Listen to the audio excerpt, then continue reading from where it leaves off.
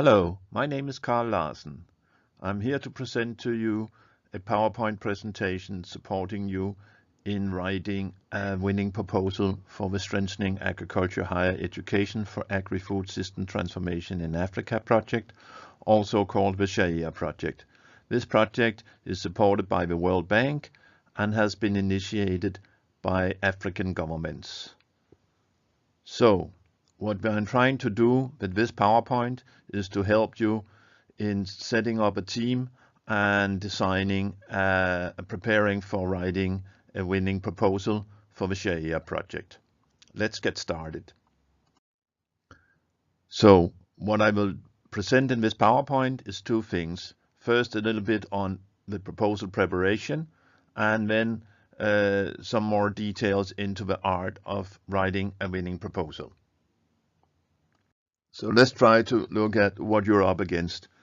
In this project, there are 6 African countries participating. Within those 6 countries, there's around 30 universities which will be eligible to send in proposals for this project. We are expecting in the magnitude of 20 proposals submitted from the 6 countries altogether. And remember, each university can only submit 1 proposal. Depending on funding available, we expect that 6 to 8 projects, 1 or 2 in each country, will be funded. And that means that within the SHAEA project, you will have approximately 35% probability of winning if you send in a eligible and competitive proposal. Compared to, for example, EU calls, there you often see that the probability of winning is around 10 or less %.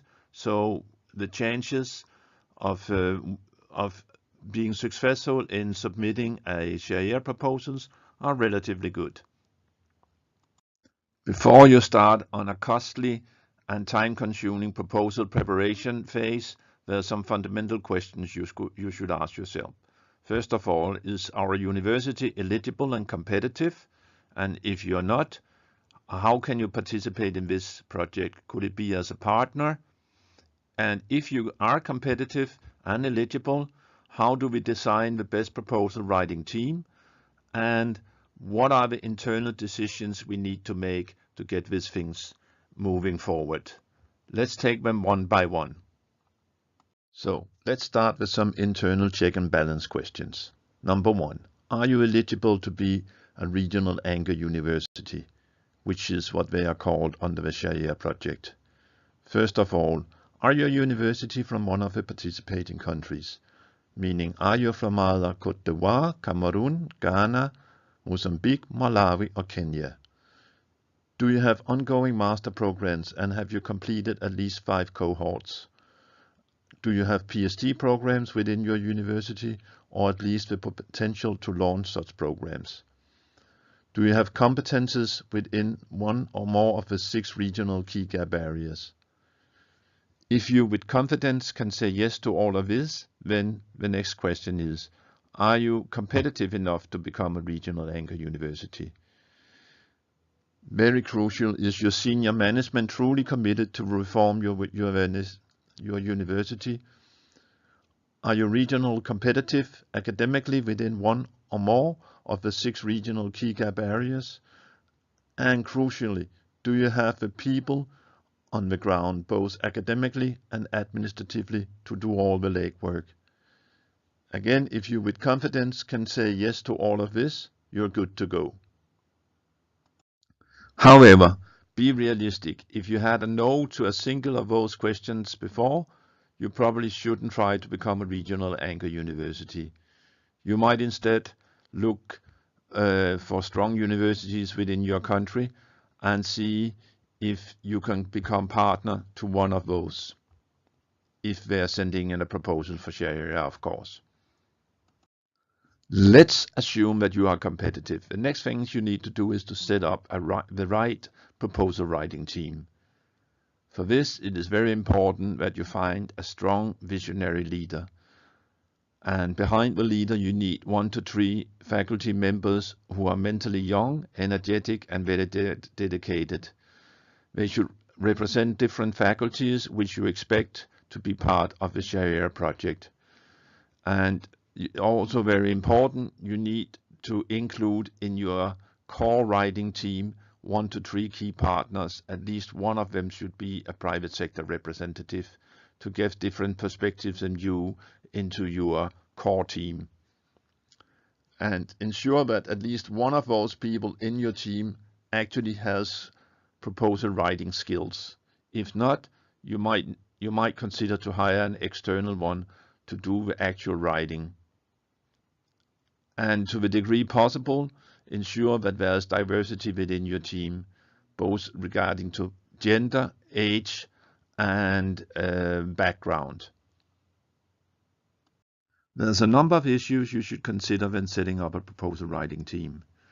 In relation to the internal process, if you choose a top-down process with senior management setting the team and the priorities, how do you ensure that senior management pick the best team and not just the team that they like best? Be mindful that the team has to have representation needed to be acknowledged, the competence to be respected, and of course the capacity to write a very competitive proposal. Senior management might need to have its own team to develop the section related to university leadership, which is a requirement within the SHAEA project. And be mindful that senior professors are not always the best proposal writers. They can be very good as resource persons, but it's not always smart to set a very senior professor as the team leader because they simply don't have the skills required to write good proposals. And be cautious when establishing teams so they don't have sort of internal rivalry as that might delay the process. And of course, in the team you can have conflicting views and ideas as long as they are presented respectful, and constructive disagreement can actually be enriching the quality of the proposal. So don't fear different views as long as it doesn't turn into internal rivalry. If you choose to let the faculties do a more bottom-up process, then letting the faculty design the team themselves, you have to consider to what degree the academic community is able to form a competitive cross-disciplinary team that will truly represent the entire university. In some universities, especially very big universities, there might be need for an internal competitive screening process to set up the proposal writing team for the university. There might be competing groups of members of faculty who wants to be members of this team. If you have to go through an internal competitive screening process, you need to look at how this internal process will be run. What are the evaluation criteria? Who are the evaluators? And what are the deadlines? Be mindful that this is time consuming and you only have around 2 to 2.5 months to write this proposal. Senior management might want to, again, if you do a bottom-up process, senior management might want to have its own team to develop their part of the proposal. This project is not a doing business as usually pursued. What is often seen in externally funded projects is that while the money is there, activities and outputs are going very strongly up, but then as soon as external funding stops, you get a bell curve where everything goes back to how it was before the funding, and everybody is sitting around waiting for the next sack of money to get things boosted again. What we want to see with the SHAEA project is that activities after the end of the funding continues on a significantly higher level than before the funding. Of course, we don't expect that you can perform as high as when the funding is there, but at least you shouldn't loop back to where you were before. One of the first things the team needs to do when it's selected is that you need to start thinking of your strategic partners. And in doing that, you have to look at different kinds of partners. What are your academic partners within the university world? Who are the private sector partners you want to engage with? What are the public sector partners you want to engage with? And especially within the public sector, what are the higher learning institutions such as TVET, polytechnics, business schools would you like to work with? And then looking at the partners, you are not only looking at what do they represent, but also where do they come from? Are they national partners, regional partners, or international partners? Especially for universities, you're expected to have at least one key international partner. In relation to partnerships, it's more important that you have few relevant, strong partners than you have many partners. Quality is definitely to be preferred over quantity here. So the next step you could do is to start designing an inclusive proposal preparation process. So you have the initial idea, which is been laid out in the SHAEA project and how you want your take on it. When you can call in some stakeholders among your partners and from within your institutions to do sort of a broader brainstorming. Based on that brainstorming, you can develop the first draft. And when you have sort of a solid first draft ready, you can again call in a group of external people, stakeholders, to do some validations, do some check and balances. Did you get all the ideas from the brainstorming? Is your first draft proposal coherent? Does it make sense? Can the partners see themselves in it?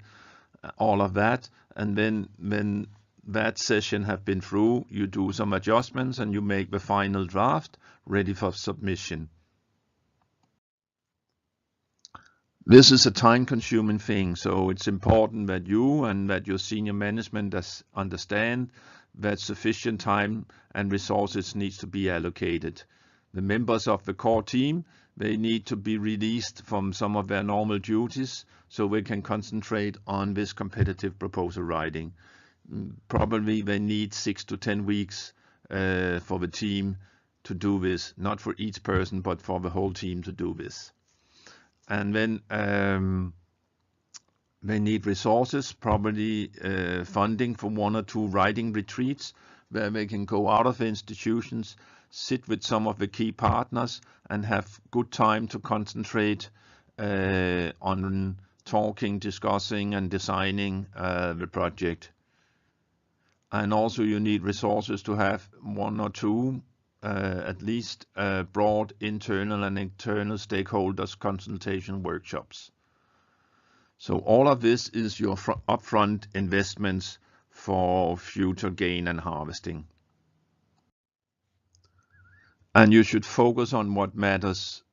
Money alone doesn't buy you excellence or quality, but if you bring in excellence and quality, that will bring money to your university. And very importantly, the SHAEA project requires behavioral change within the institution, and such things only happens if you have individual and institutional mindset change. You can't, the idea with SHAEA is not to do business as usual. It is to be innovative and progressive in shaping a stronger university to develop a next generation of graduates and to serve the society much stronger than most universities in Africa are doing today. So you should focus on what matters, and innovations requires ideas, leaders, strong teams and a plan. That is all what you are developing within the SHAEA project proposal phase. And innovation is not about ideas, it is about making ideas happen. So there are some pitfalls we would like you to pay attention to that we have seen in other proposals writing teams. It's easy to Pretend is more difficult to perform, so watch out that you are not doing window dressing, but there's actually true commitment behind your proposal. And in the selection of the winning teams and the winning universities, the SHAEA independent evaluation committee will put a lot of scrutiny into ensuring that there are strong commitment, especially at senior management and vice chancellor level. And another thing that we are seeing is that it is much easier to spend money and resources on bricks than on brains. Or in other words, it's easier to buy equipment than to change mindset and change behavior. So also be cautious about this when you design your project and you write your proposal. And last but not least, many projects we see are doing symptom treatment instead of actually doing an in-depth analysis of what are the underlying root causes to the problems that we see. So be mindful that when you are trying to solve problems, that you actually come to the core of the problems and not just addressing the symptoms of problems. When you start a project, you always plan backwards, meaning that you start with visualizing and describing what you want to achieve with this project. Try to visualize and describe to the degree possible the impact and the end products that you are going to have of your project. So in relation to students, what are the characteristics of a 2025 prototype of graduates from your university? And in terms of what kind of services you want to deliver to the agri-food system in the region, what is it? Where is your competitive advantage? What is it you are going to be good at? What is your business model, so to speak? So you start with describing as clearly as possible within the group what it is you're going to achieve. And spend time on this. This is important. It is important that you agree that this is what you are trying to achieve, and these are the characteristics of the end products that you want to make out of this project. Once you have described this, you can move. So once you have clearly described what is it your end product, then you move one step backwards in the system and looks at your production line and says, okay, what is it we need to change, upgrade, improve in regard to the design of our curriculum, our approach to learning within the university in order to be able to produce the kind of graduates that we would like to see in 2025.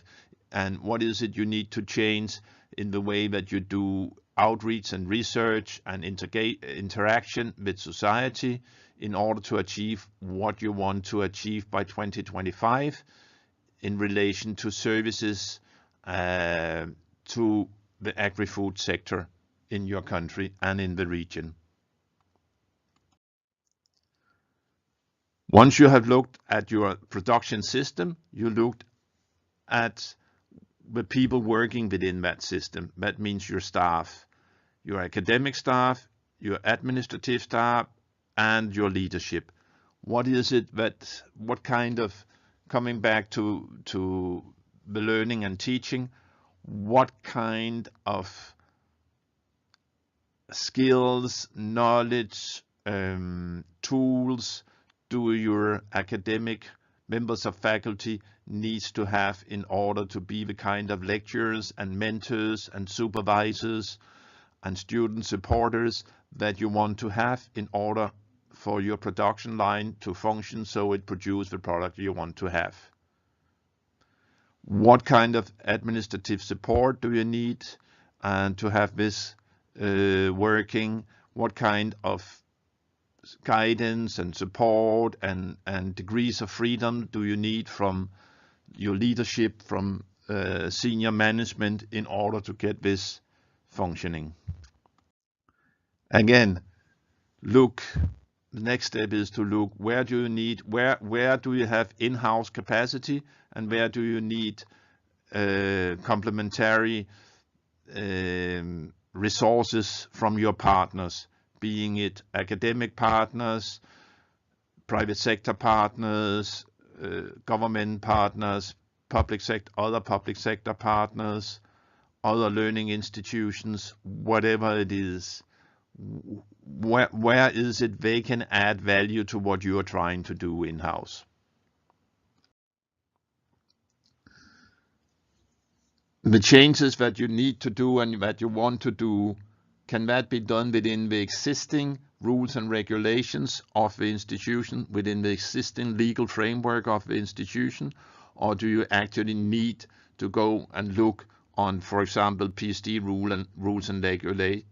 rules and regulations, or exam regulations, to make the changes? If you want to have internship, if you want to have things that is not right now in your system, what is needed for those things to be legally implemented in the system? That is what you need to look at also. Once you have done all that, look through what is it you want to do, what changes do you need to make in your current system, what upgrading, capacity building, support do you need to give to your staff in order to be able to do that? How does that influence your official and unofficial rules, regulation, working culture, all of that, leadership style, management style within your university? Once you have discussed all of that, you are very far, more than halfway through your proposal preparation. What you need to do now is to describe very clearly what activities, what milestones, what outputs, what impact is needed to get from where you are today, position A, to where you want to be at the end of the SHAEA project and beyond, your position B. So it's very important that you look at it in what we call a holistic approach. What is the legal framework? What is the management? What is the administration? What is the physical environment? All of this, what is the human capacity? All of this you need to look at, and when you need to superimpose where and when and how you best can use the external, your key partners and other external support to get this thing moving. So which partnerships do you need to build? What staff capacity do you need? What is your learning paradigm? And what upgrades and improvements do you need to have of your learning environment? Again, where and when and how can you best use the external support to achieve what you're trying to achieve? Good luck with this. We are planning to make an additional PowerPoint presentation with more specifics on how you fill in the proposal format for the SHAEA project. This was just sort of a how to get the team together, how to start the process of designing a good winning project proposal. Once again, good luck and goodbye.